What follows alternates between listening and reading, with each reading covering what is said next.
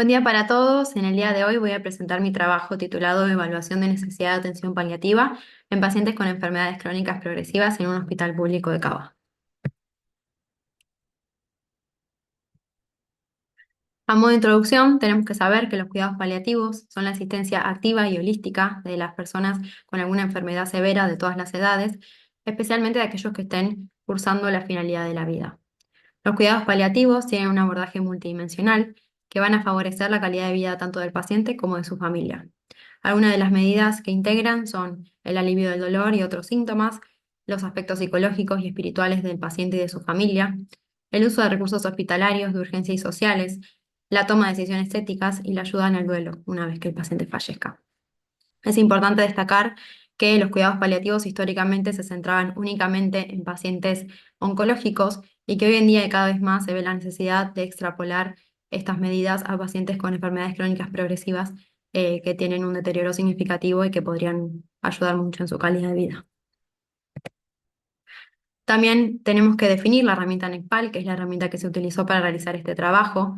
Es una herramienta que está validada, cuyo objetivo es la identificación precoz de necesidades paliativas en pacientes con enfermedades crónicas progresivas. Consta de una pregunta sorpresa que se le realiza al equipo médico tratante. La pregunta es si le sorprendería que este paciente falleciera en el próximo año.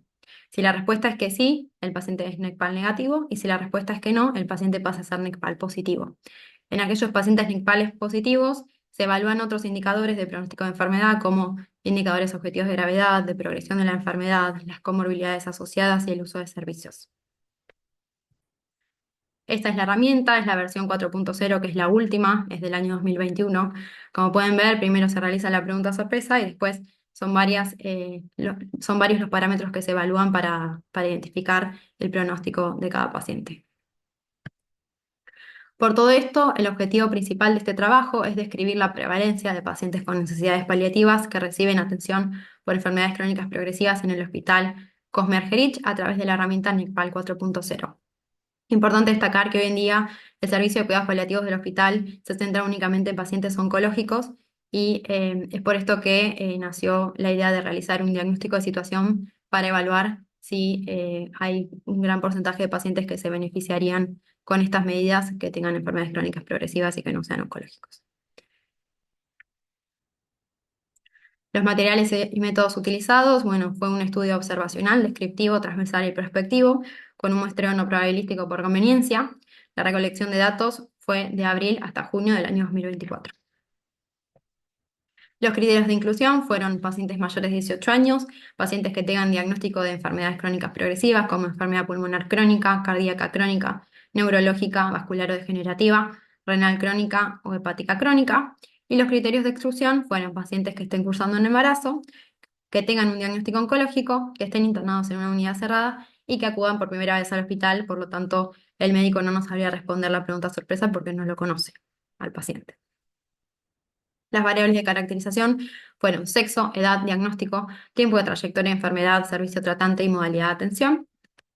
Y las variables en estudio fueron NECPAL, que puede ser positivo o negativo, las necesidades paliativas percibidas, que pueden ser percibidas tanto por el paciente como por su familia o como por el profesional de la salud, la pérdida funcional, que fue evaluada a través del índice de Bartel, la pérdida nutricional, las comorbilidades, el uso de recursos y el estadio evolutivo de enfermedad, que se dividió en 3 estadios según los parámetros positivos eh, previos que tenía el paciente. Entonces, si presentaba de 0 a 2 parámetros es estadio 1, si presenta de 3 a 4 parámetros positivos es estadio 2 y si presenta de 5 a 6 parámetros es estadio 3.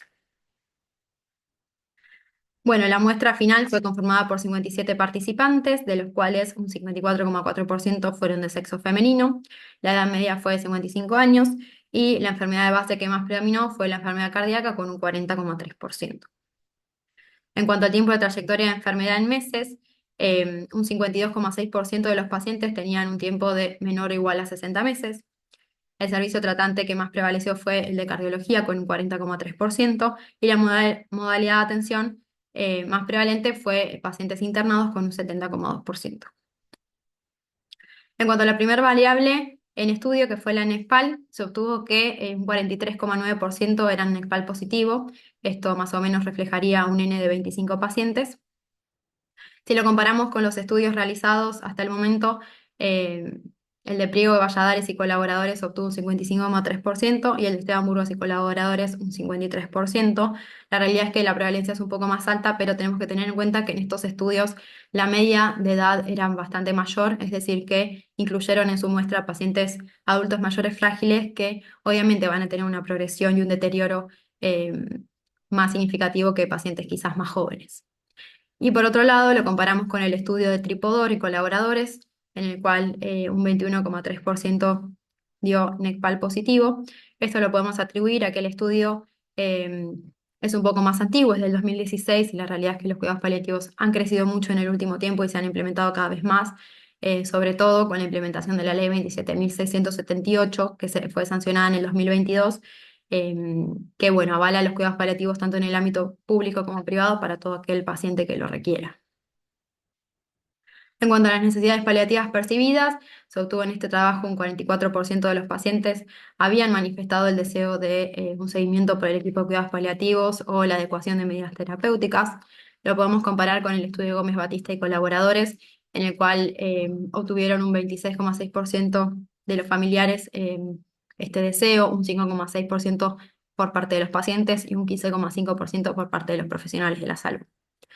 También se evaluó las derivaciones al equipo de cuidados paliativos. La realidad es que la cifra es bastante baja, es un 8%, pero es sorprendente porque los médicos del hospital saben que en el servicio solo nos dedicamos a pacientes oncológicos y que ya 2 pacientes hayan sido interconsultados previamente, habla de esta necesidad que surge de los equipos médicos por la atención paliativa. Obviamente, si lo comparamos con un estudio ya realizado, el de Calcina Berna, tiene una prevalencia un poco más alta de 49,2%. En cuanto a la pérdida funcional y la pérdida nutricional, fueron las dos variables que más prevalencia tuvieron, la pérdida funcional con un 80% y la pérdida nutricional con un 72%. En cuanto a las comorbilidades, un 68% de los pacientes presentaban más de 2 comorbilidades. Las más prevalentes fueron diabetes y enfermedad coronaria.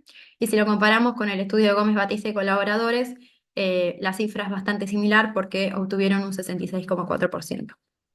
En cuanto al uso de recursos, en el siguiente trabajo obtuvimos que un 40% de los pacientes habían tenido más de 2 internaciones en el último año y un 24% de los pacientes tenían asistencia compleja en domicilio.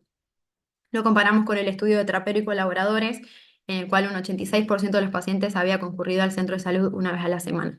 La realidad es que el resultado no lo podemos extrapolar porque tenemos en cuenta que en este estudio la muestra era principalmente de pacientes internados y no de ambulatorios, pero bueno, sí nos da cuenta de que estos pacientes con enfermedades crónicas progresivas, la realidad es que acuden mucho al hospital, a los centros de salud, y se beneficiaría mucho de una atención paliativa, de un seguimiento más integral para disminuir también este gasto en recursos hospitalarios que quizás se puede disminuir con una atención más puntual.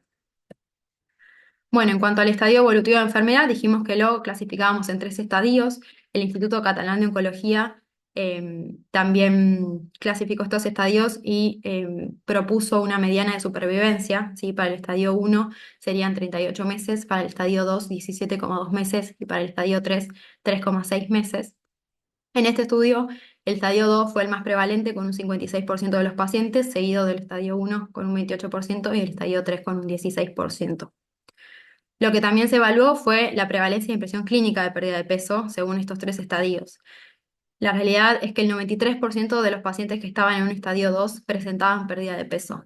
Es una cifra muy alta y que en conjunto con los pacientes del estadio 1 se verían beneficiados de intervenciones nutricionales que pueden tener una alta relevancia tanto en el estado clínico como en el impacto funcional que tienen estas enfermedades en los pacientes. En cuanto al estadio 3, la cifra también es bastante alta, es un 75%, pero la realidad es que no nos sorprende tanto porque en el estadio 3 la mayoría de los parámetros están positivos, son pacientes ya más avanzados. En este caso, nuestro rol como nutricionista sería más enfocarnos a la psicoeducación y al tratamiento sintomático de estos pacientes. En cuanto a las limitaciones del estudio, primero y principal destacar la distribución desigual de las patologías no oncológicas debido a bueno, la dinámica laboral de cada equipo médico y el tiempo acotado que tuve para realizar el trabajo y el tamaño muestral reducido también abocado a la disponibilidad del tiempo.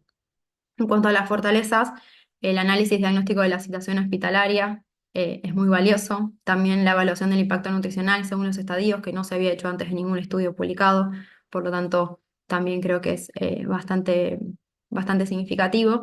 Y también la buena recepción de los equipos médicos tratantes para poder realizar las preguntas sorpresa y también entender que es una necesidad que nos convoca a todos.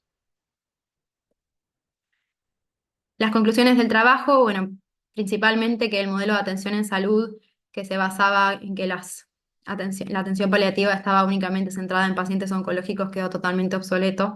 Hoy en día sabemos que hay una alta prevalencia de enfermedades crónicas progresivas y que condicionan la calidad de vida y que se verían beneficiadas de estas medidas. Vimos que las necesidades de atención paliativa están muy presentes en los pacientes con enfermedades crónicas progresivas y que desempeñan un papel fundamental en la atención integral de dichos individuos.